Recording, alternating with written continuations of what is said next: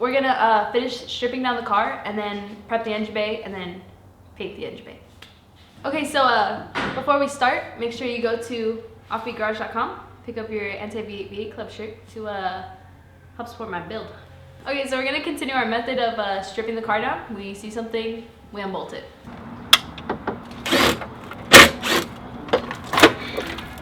What is this? Heat shield. In we go. Keep that. In we go. Oh, babe, you dropped the green stuff in here. Ow! I feel like a ballerina. Can I just sit on this? Is that not a good idea? Oh, See that? This is gonna get your ass really big. Oh god, my phone's in here.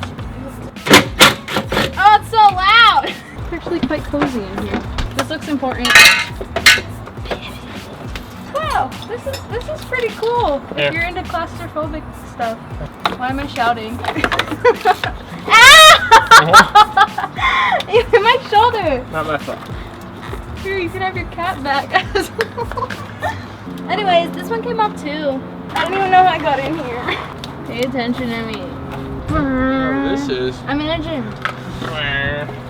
Okay, I'm gonna continue helping you. Get out of here. It smells yummy. Did you drop gas? Okay. This isn't your first rodeo, is it? What these? Flap.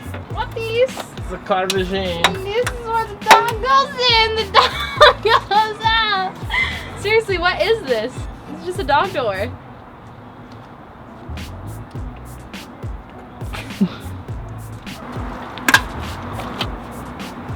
I just inside car. You need to take it out.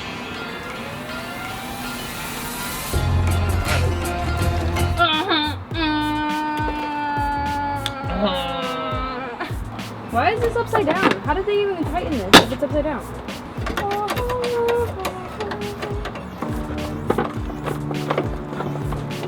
Oh, I got this one out. Wow, what a good catch. Looks kind of welded. Why are we struggling, B? We got a T-top. Oh god, it's so much cooler in here now. Oh my god. This thing is like a death trap. AKA my death waiting to happen. Right, babe? Huh? Ah. Yeah? Radiator fan. I got a chair.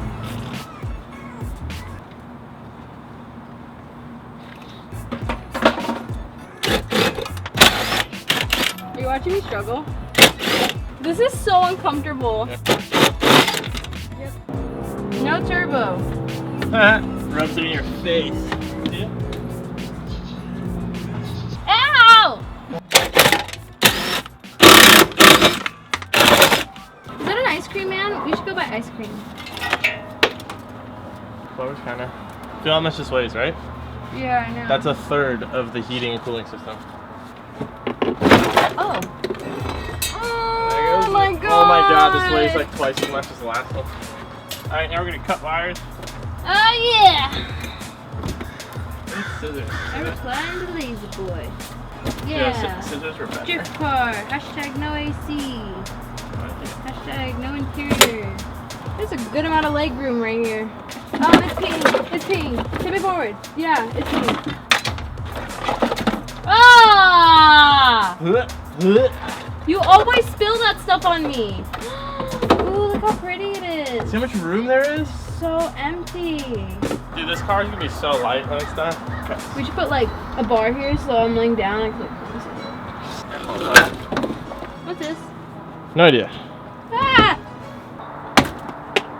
There you go. Oh, look, a resistor. I learned about those.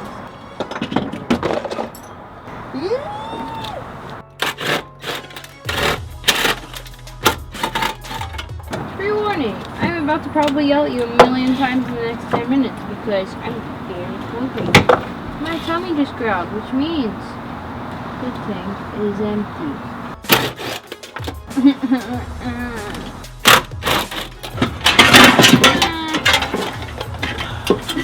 Oh, look it! It's like Forrest Wank's car. What? Oh, I don't like that. You got it under all. Ah!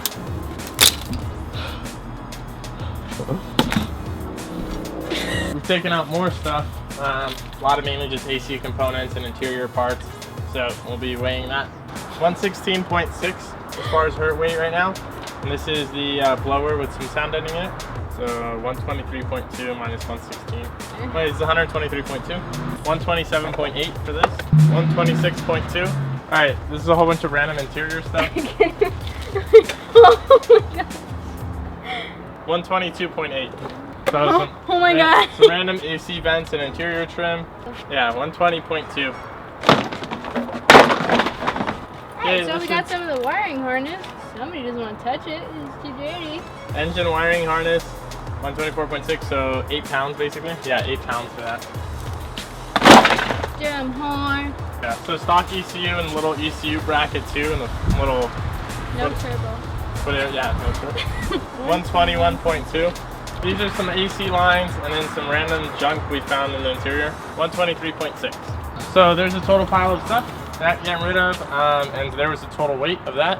Basically, we got the wiring harness here, brake booster, brake lines, fuel lines, all that sort of stuff. I'm kind of just gonna strip everything and start cleaning it. Oh yeah!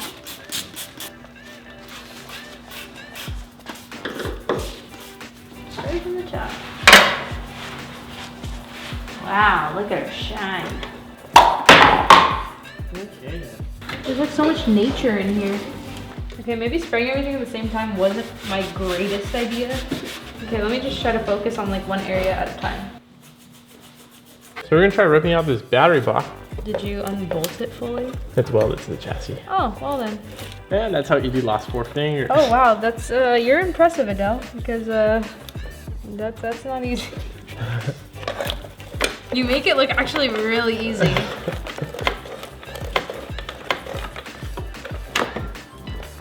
Why is there so much space right here? Can't believe this isn't broken off yet. Finally got the battery tray kind of ripped out. Weighs a pretty good amount too. Why do you make everything look so easy? Can you like tell me like, hey, low key, this is a struggle. Oh, I broke it. Brake pedal. Brake Stop, Edye.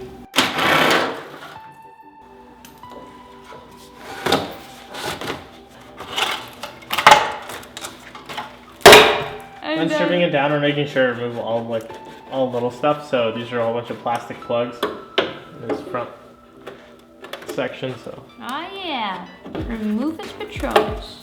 Now what we're gonna do is jack it up by the cross member, put some jack stands under the front end.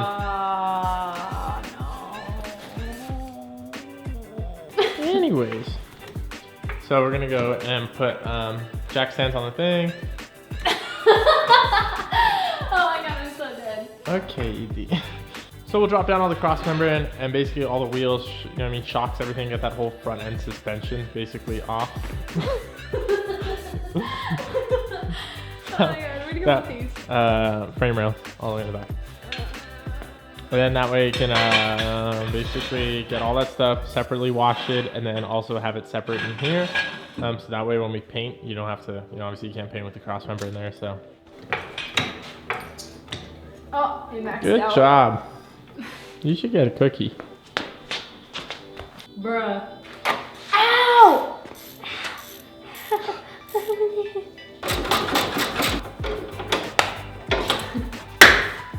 Oh yeah. Your zipper's down!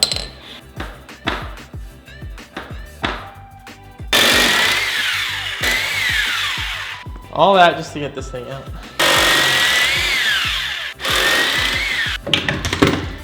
That's how you broke Big Bertha.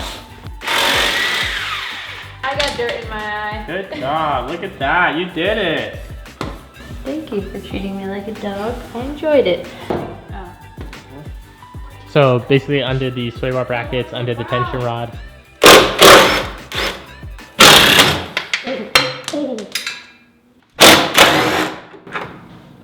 I got a hat. Nice. Who's leaning up? And that's how Edye broke her pinky. So now the steering column is unbolted right there at that connection. So now it's just There's 1, 2, 3, 4 nuts that you undid from the bottom for the cross member. And then the cross member basically drops and everything else is disconnected, so it all drops.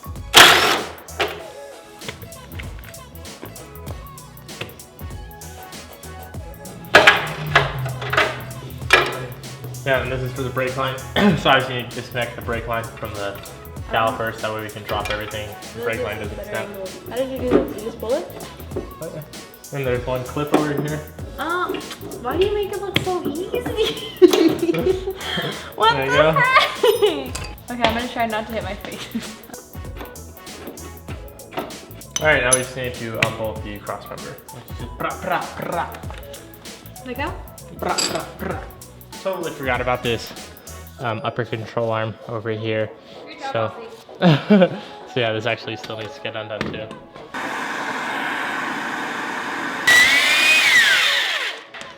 Oh yeah!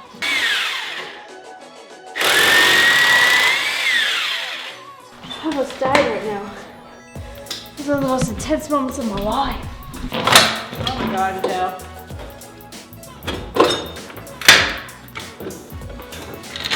Oh, did that go? Oh my god. That's fine. Okay, so now that the front wheels are off, we can continue cleaning the engine bay and get everything stripped down. Oh, you did earlier. Watch out for your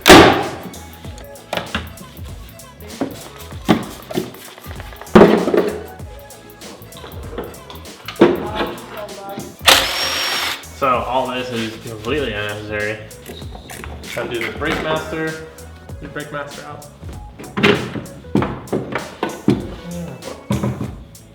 See, so there this is. And there's the clutch master removed. Emissions bullshit coming out. Extended Patronus. Look at that. Oh, that's the little filter thingy, right? Like it has its own little Yep. cabin filter. Why are you pushing the opposite way of me? Oh. Oh. It goes inside. Hey, you want some popcorn?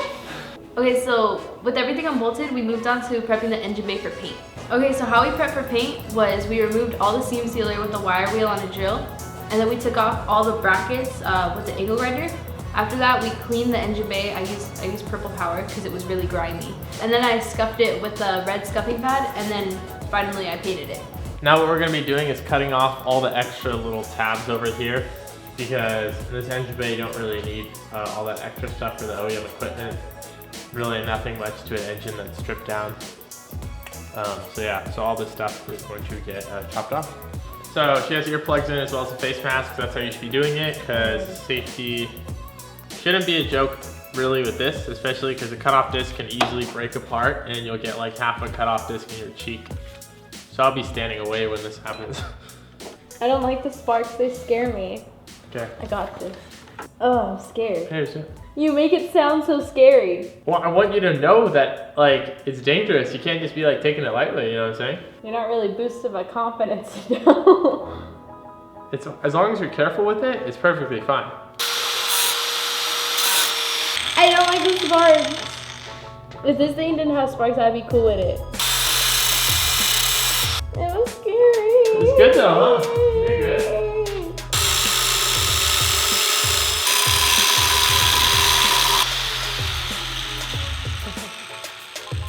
Yeah. Not bad, right? It's scary. It's scary, it's not bad. It's scary. You're good though, you're taking it slow, you're not, you know what I mean?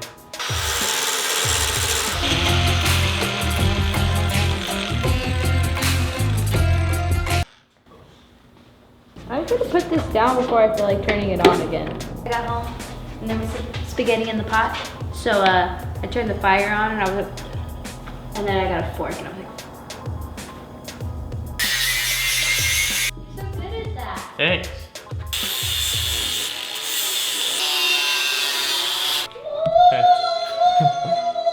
Okay, be like. Alright, so we're going to be stripping down all the seam sealer in the engine bay, make it a little bit nicer. Just looks nicer when painting, and typically we would undo the seam sealer for stitch welding, but we're not going to stitch weld this car because it's kind of like a beater car, but still want to at least make it look kind of more presentable and not have seam sealer everywhere.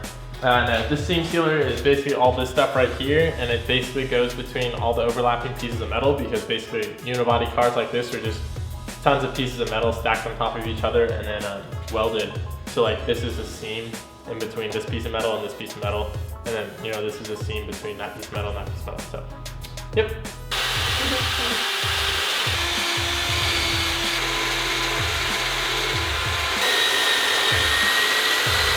This is gonna take me forever. Like.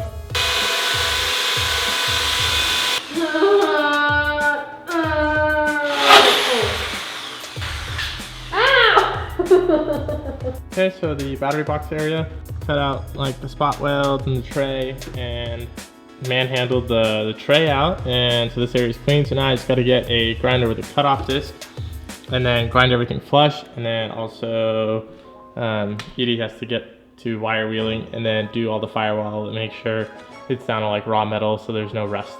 I've also drilled out the spot welds in all of these brackets over here, as well as right there on the opposite chalk tower. So I'm gonna take my angle grinder with a flat disc and then shape all these nice and flat.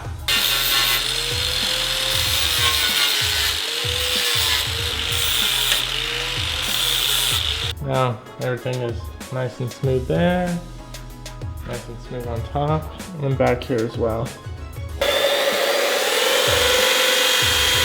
So the engine bay is looking better now. Seam sealer is removed. It's like sort of prep, but not really, like at all. She's kind of over it and just wants to paint, so.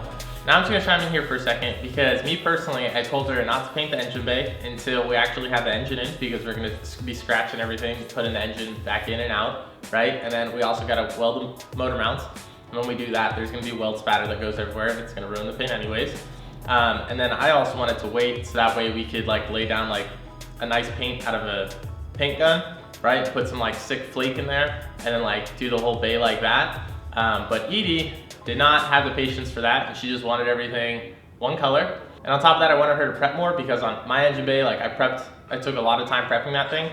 And again, she just kind of ran out of patience there. So I'm just letting you guys know that I was completely against basically all the painting that was going on. And on top of that, I told her to set up a paint booth around her car, which she again did not have the patience to do. And I told her that overspray was gonna get everywhere, and she did not believe me. And so she proceeded to spray paint her car and get white overspray on everything in the shop. I'm just really not a patient person. This is like the main area. Like as long as that's like pretty. Yeah, that one's good. This is like what people look at. Other than that, nobody gives a fuck about the rest. Oh, except the fuck.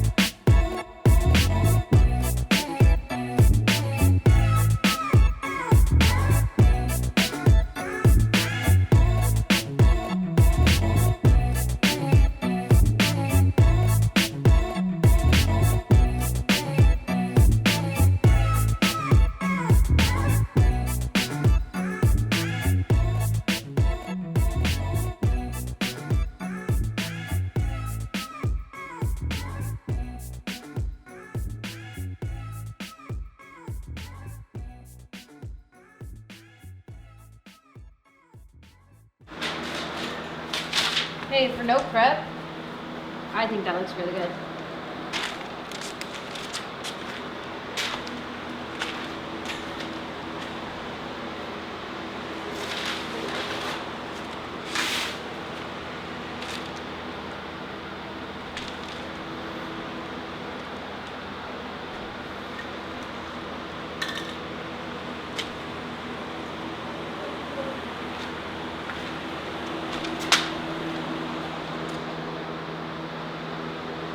End result actually turned out better than I expected for how little prep and stuff was involved, at least in my eyes.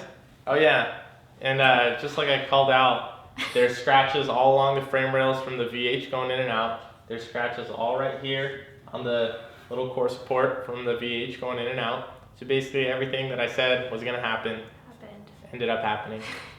That wraps up this episode. I think the paint came out pretty tits. Let me know what you think in the comments, and I'll see you guys in the next one.